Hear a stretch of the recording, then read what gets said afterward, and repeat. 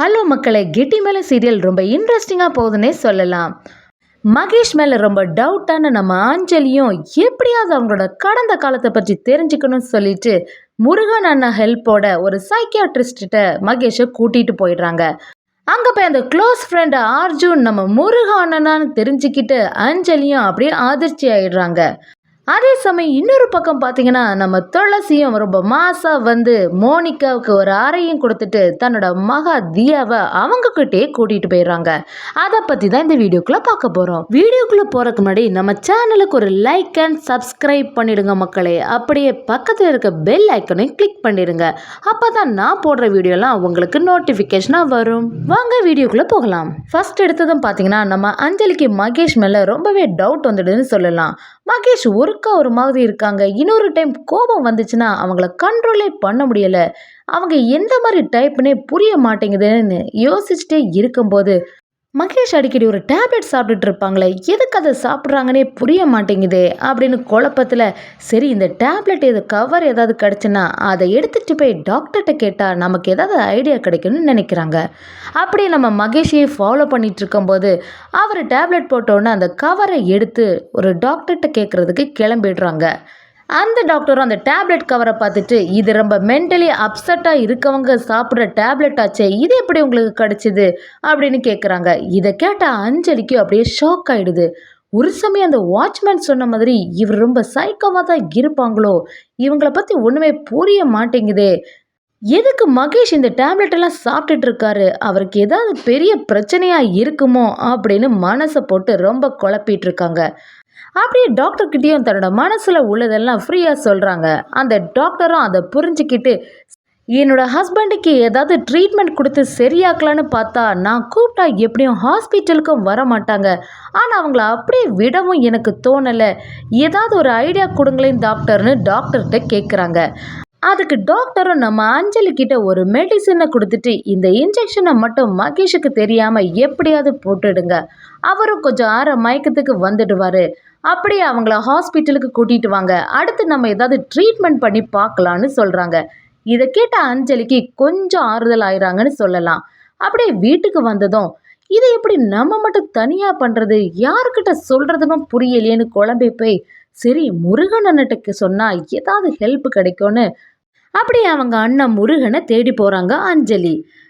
ஏற்கனவே நடந்த எல்லா விஷயங்களையும் முருகன் கிட்ட அஞ்சலி சொல்லிடுறாங்க. இதெல்லாம் கேட்ட முருகனுக்கும் அப்படியே அதிர்ச்சி ஆயிடுது. என்னம்மா சொல்லுற, நம்ம மகேஷ் இப்படிப்பட்ட ஆளான்னு செய்கையில் கேட்குறாங்க. அஞ்சலியும் அதுக்கு ஆமாண்ணா எனக்கும் புரியலை, என்ன பண்ணுறதுன்னு தெரியலை, இந்த இன்ஜெக்ஷனை மட்டும் அவருக்கு மேலே போட்டுட்டோன்னா அடுத்து அவங்கள எப்படியாவது ட்ரீட்மெண்ட்டுக்கு கூட்டிகிட்டு போயிடலாம், அப்போ தான் நமக்கு மகேஷ் ஏன் இவ்வளோ மென்டலி டிஸ்டர்பாக இருக்காருன்னு புரியும்னு சொல்லிட்டு முருகன் கிட்ட ஹெல்ப்பும் கேட்குறாங்க நம்ம அஞ்சலி. அதுக்கு முருகனும் சரி ஓகேன்னு சொல்லிட்டு மகேஷை பார்க்க கிளம்புறாங்க. ஒரு வழியாக 3 பேரும் ஒரு ரெஸ்டாரண்ட்டுக்கு போகிறாங்க. அந்த டைமில் எல்லாரும் சாப்பிட்டுட்டு இருக்கும்போது முருகன் நம்ம மகேஷ்கிட்ட பேசிகிட்டு இருக்கும்போதே அந்த வெயிட்டரும் வந்து தண்ணியை நம்ம மகேஷ் மேலே சிந்திடுறாங்க. அப்போ க்ளீன் பண்ணுறதுக்காண்டி கீழே குனிஞ்ச நம்ம மகேஷ் மேலே முருகனும் அந்த இன்ஜெக்ஷனை போட்டுறாங்க. இதெல்லாம் பார்த்துட்டு இருந்த நம்ம அஞ்சலிக்கோ எப்படியோ முருகன் அண்ணா இன்ஜெக்ஷனை போட்டுட்டாங்க, இவங்க மயக்கத்தில் லைட்டாக வந்த உடனே ஹாஸ்பிட்டலுக்கு கூட்டிகிட்டு போயிடலான்னு நினச்சிட்டு இருக்காங்க. அதே டைம் நம்ம மகேஷும் ஏதோ என்ன குத்துன மாதிரி இருந்துச்சே குனிஞ்ச போது என்னவா இருக்கும் அப்படின்னு டவுட் ஆகிட்டு இருக்காங்க. அதுக்கு முருகன் ஏதெல்லாமோ சொல்லி சமாளிச்சிடறாங்க சைகையில். ஒரு வழியாக அரை மயக்கத்தில் இந்த மகேஷையும் ஹாஸ்பிட்டலுக்கு கூட்டிகிட்டு போயிடுறாங்க அஞ்சலி. அங்கே போய் பார்த்தீங்கன்னா டாக்டர் கிட்ட நடந்ததெல்லாம் சொல்லிட்டு மகேஷுக்கு ட்ரீட்மெண்ட் கொடுங்க டாக்டர்னு கேட்குறாங்க. டாக்டரும் அரை மயக்கத்தில் இருக்க மகேஷுக்கிட்ட தன்னோட கடந்த காலத்தை பற்றி கேட்க ஆரம்பிக்கிறாங்க. மகேஷும் தன்னோட அப்பா அம்மா பற்றியும் ஆசிரமத்தில் எப்படி சேர்ந்தாங்க பற்றியும்னு ஒன்று ஒன்றா சொல்ல ஆரம்பிச்சிட்ருக்காங்க. அப்படியே தன்னோட க்ளோஸ் ஃப்ரெண்டு அர்ஜுனோட நேமையும் சொல்லிடுறாங்க. இதெல்லாம் முருகனும் அஞ்சலியும் ஒரு சைடாக இருந்து கேட்டுட்டே இருக்காங்க. அப்படியே ஒன்று ஒன்றா சொல்லிட்டு இருக்கும் போதே மகேஷ் கொஞ்சம் கூட மயக்கத்தில் ஆயிடுறாங்க. டாக்டரும் அவங்கள்ட்ட இதுக்கு மேலே ரொம்ப அவங்கள ப்ரெஷர் கொடுக்காண்டா, கொஞ்சம் கொஞ்சமாக ட்ரீட்மெண்ட் கொடுத்தா போதும் அப்படின்னு அஞ்சலி கிட்ட சொல்லிடுறாங்க. அதே சமயம் இதெல்லாம் கேட்டுட்டு இருந்த முருகனுக்கோ ஏதோ பழைய ஞாபகங்கள் வருது. முருகன் அந்தால யோசிச்சு பார்த்துட்டே இருக்காங்க. இந்த மகேஷ் சொல்கிறதும் நம்ம வாழ்க்கையில் எப்போவோ நடந்த மாதிரி இருக்கேன்னு குழப்பத்தில் இருக்காங்க முருகன். ஒரு வழியாக அஞ்சலியும் முருகனும் சேர்ந்து மகேஷை வீட்டுக்கே கூட்டிகிட்டு வந்துடுறாங்க. அப்புறமா அஞ்சலி நம்ம முருகன் கிட்ட வந்து, அண்ணா இதை பற்றி எதுவுமே கண்டிப்பாக வீட்டில் எதுவுமே சொல்லிடாத, அவங்களுக்கு தெரிஞ்சுன்னா ரொம்ப வருத்தப்படுவாங்க.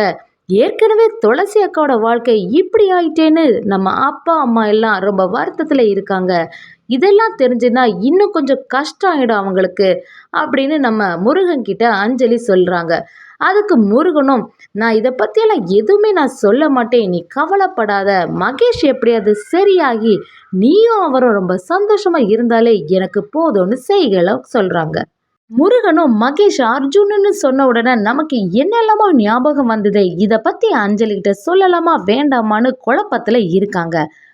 அப்படியே ஏற்கனவே அஞ்சலி ரொம்ப கஷ்டத்தில் இருக்கா, அவளை போட்டு இன்னும் குழப்பாண்டான்னு முருகானனும் எதுவுமே சொல்லாமல் அந்த இடத்த விட்டு போயிடுறாங்க.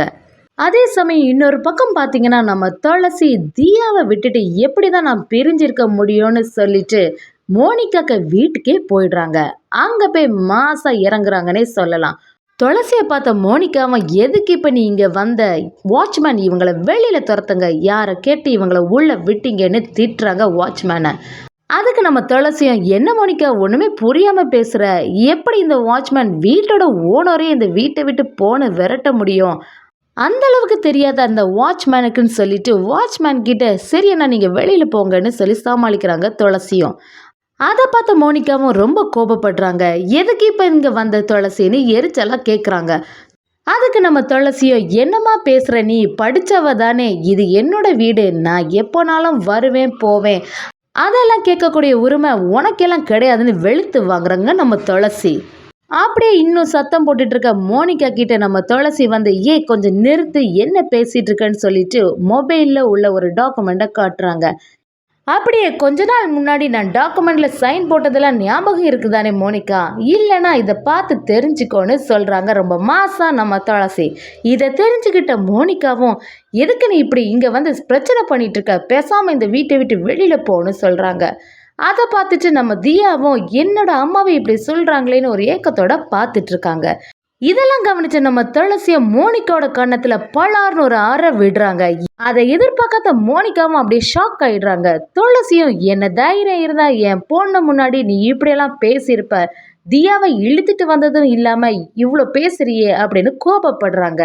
அப்படியே இனி இந்த கம்பெனி பொறுப்பெல்லாம் நான் தான் பார்த்துப்பேன், ஏன்னா இந்த வீடு மட்டும் இல்லை கம்பெனி எல்லாத்துக்குமே ஓனர் நான் தான், இனிமே என்கிட்டயும் என் பொண்ணுக்கிட்டயும் ஏதாவது தப்பாக நினைக்கணும்னு நினச்சிங்கன்னா நடக்கிறதே வேறன்னு சொல்லிட்டு ரொம்ப மாசா நம்ம துளசி காரில் அந்த கம்பெனிக்கு கிளம்பி போடுறாங்கன்னு சொல்லலாம்.